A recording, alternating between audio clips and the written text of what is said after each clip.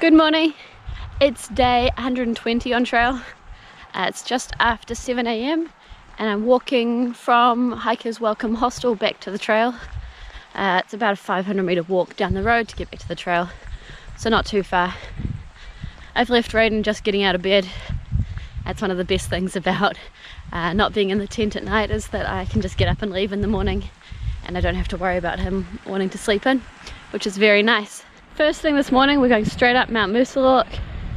It's pretty steep, but at the moment it's completely covered in fog or cloud, meaning that it'll probably be a nice cool climb, which is exactly what I want after the days of heat that we've had.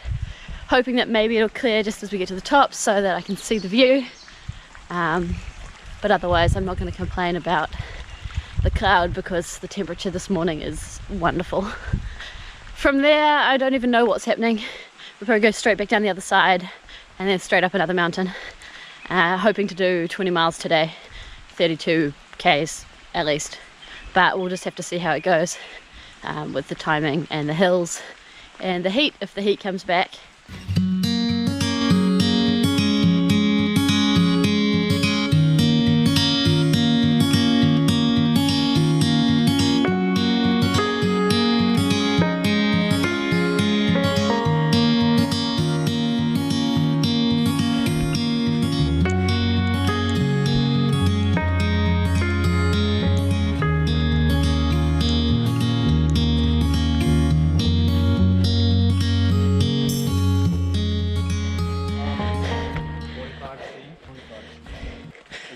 Hey, how are you? This is the top, right? No. No, not quite. It's that way. 0.8. Super cool. I can deal with 0.8 more. Yeah, it's not too far. So that wasn't the summit. I've still got about another kilometre to go to get up there. But those guys said it's not that bad. And actually, the climb hasn't been too bad. Rocky and steep, but just kind of like a constant staircase. Because there's a bit of a cool breeze, I've been sweating. It's been pretty warm, but then that breeze blows and the sweat does its job and cools me off, which is fantastic because that's something that really hasn't been happening so far. Just met a bunch of southbounders who started, what, a month and a half ago now, and they said there's nothing but beauty from here north. So I hope they're not lying to me. I'm hoping it's going to be pretty awesome up there, through the Whites, through Maine. It's going to be great. They also gave me a bit of information about what they did in the Whites as far as work for stay or stealth camping or paying to stay at huts and shelters. So it was good to get that information. That's research I haven't really done yet, but seeing as I'm going to enter the Whites officially, I think today or maybe tomorrow, I probably need to sort that out so that I know what I'm doing.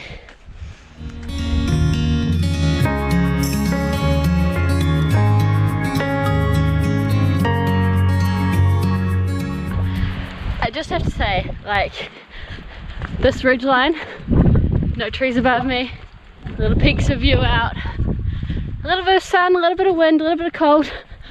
It just makes me so happy. Like, this is what I like when I go tramping, to be up on the top of the world in the clouds, looking down, walking along a ridge line. This is what I like, and I hope that there's a lot more of this to come in the rest of New Hampshire and Maine, because that would just it'd make me so happy.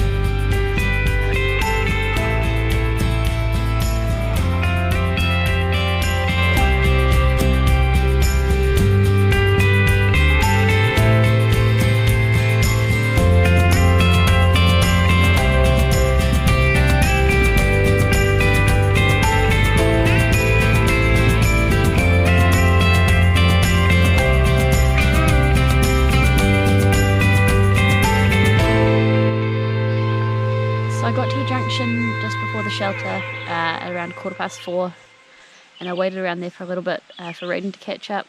It had been a pretty steep, rocky descent, and that's not his favourite thing in the world. And then it was probably about 5 o'clock by the time we got going again, and the original plan was to walk another 8-ish kilometres, so another 5 miles, up and over the next hill to a campsite on the other side. But we're a little bit concerned about time and daylight, and also we're both running a bit tired, so we decided to stop here instead. Ended up walking about 27 k's today, about 17.5 miles, so not too bad. And it's a nice little campsite with a stream and things. Plenty of mosquitoes around, as per usual at the moment, but other than that, pretty good.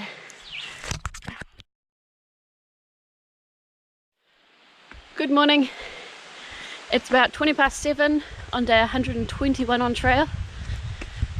We're just heading up Kinsman Mountain. I think it's going to be a similar climb to yesterday, straight up, although maybe even more so. I know that there's certainly hands and feet climbing near the top, which is pretty exciting. I think it's about 6 kilometers maybe. I think it's maybe 5 kilometers to the top and 600 meters vertical ascent. So, should be good. Looking forward to it. I should also say we've got about 14.5 kilometers, about 9 miles, to get to a road crossing today. From there we're going to hitchhike into North Woodstock to go to the post office and pick up our extra clothes for the whites, and then we've got to resupply, and Raiden needs to try and find a new tip for his trekking pole, and then we'll come back on trail this afternoon.